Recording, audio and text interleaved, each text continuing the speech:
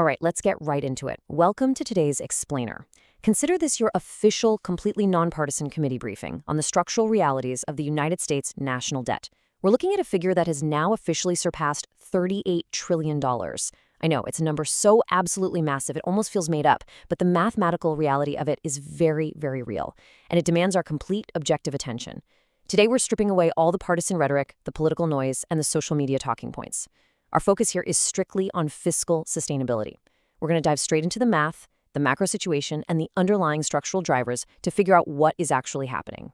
So here is our highly structured roadmap for today's briefing. 1. The current fiscal reality. 2. The primary drivers of government spending. 3. Social Security reform options. 4. Healthcare's solvency and efficiency. And 5. The real economic cost of inaction. Okay, part 1, the current fiscal reality. Let's map out exactly where this deficit trend is heading. Look, before we can even start talking about fixing anything, we have to establish the pure mathematical reality of our national deficit. Basically, a deficit occurs when the government spends more than it collects in revenue.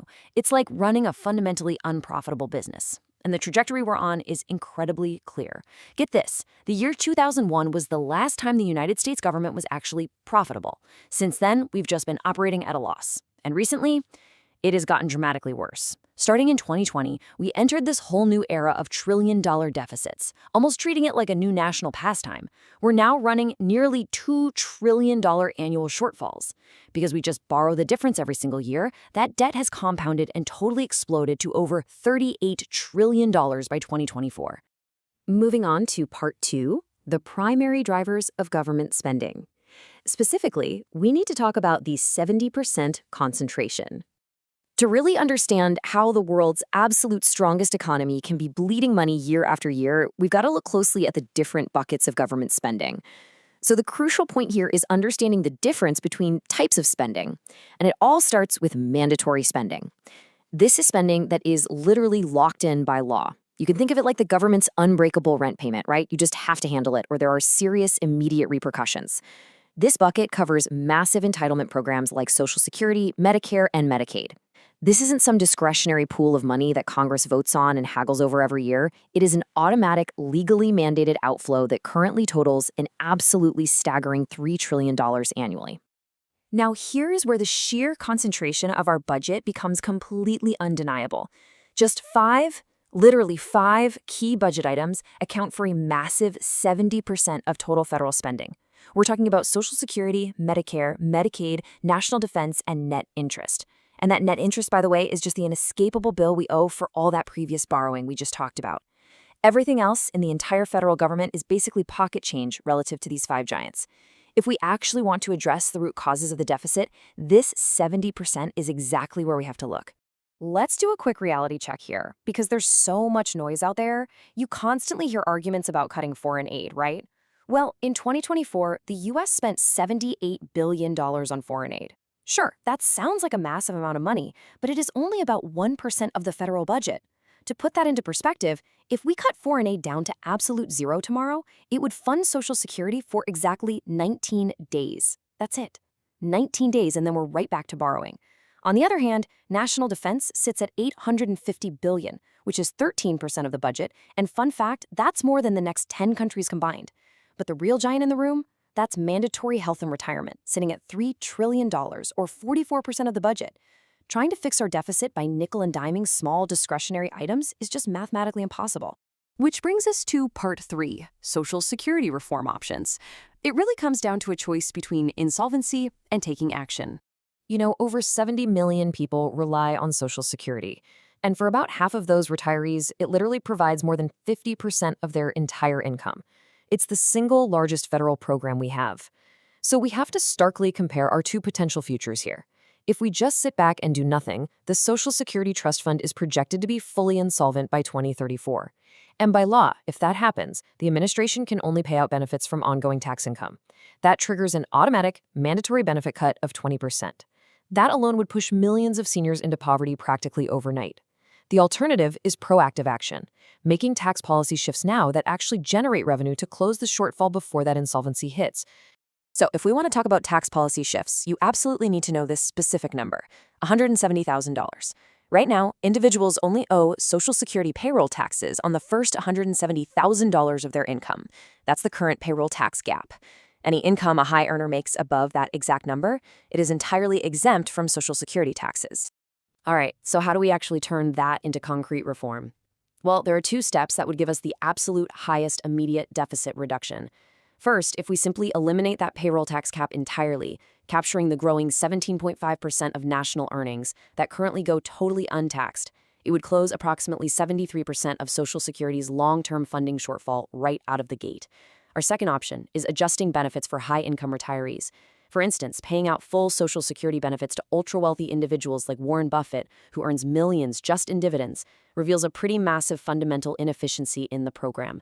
Combining these two specific steps yields the biggest immediate structural fix. Okay, part 4, healthcare solvency and efficiency, focusing specifically on Medicare and Medicaid. It's not just Social Security. Medicare, which covers over 65 million Americans and costs us over $850 billion a year, is facing its own massive cliff. The Medicare Hospital Insurance Trust Fund is estimated to be insolvent by 2033. And again, doing nothing just triggers automatic benefit cuts, this time around 11%. Contrast that dire consequence with an immediate tax policy shift, raising the current 2.9% payroll tax by just a single point.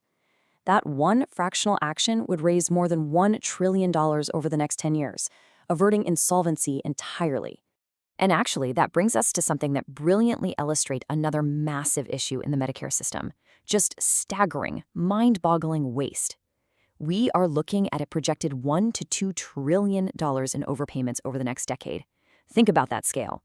Data indicates that private Medicare Advantage plans are currently being overpaid by 22 to 39% on average. That translates to somewhere between $83 and $127 billion being wasted annually. Reforming this system to just align payments with real, actual costs could literally save the government trillions without touching a single patient's benefits. Then we have the final mandatory giant, Medicaid, which costs over $600 billion annually. Now, Medicaid doesn't have a trust fund that can go insolvent. It's a partnership between the federal government and the states, but it suffers from some brutal inefficiencies.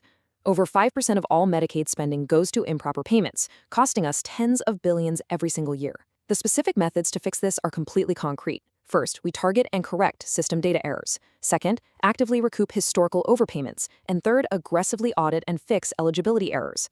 Cracking down on these basic structural faults yields massive savings. All right, finally, part 5, the economic cost of inaction. Let's talk about the real household impact.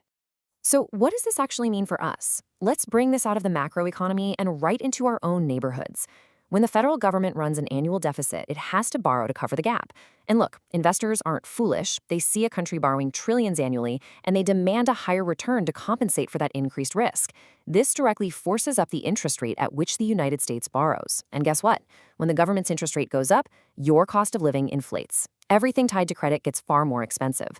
We are talking about much higher mortgage interest rates, more expensive auto loans, increased business loan costs, and surging credit card rates. Borrowing trillions at the federal level ultimately chokes the broader economy in slow motion, basically making everyday consumer debt much more burdensome for average families. And that brings us to the core mathematical reality of our briefing today. After looking at the spending concentrations, the looming insolvency dates, and the structural reforms on the table, one thing is abundantly clear. There are absolutely no perfect solutions left. There are only necessary sacrifices and really difficult policy shifts. Doing nothing is in itself a choice, and as we've seen, it's a choice that leads straight to automatic cuts and spiraling household costs. So, the question I want to leave this committee to evaluate is this. Given these stark mathematical realities, which economic trade-offs are we actually willing to accept to secure our fiscal future? Thank you for joining me for this structural briefing.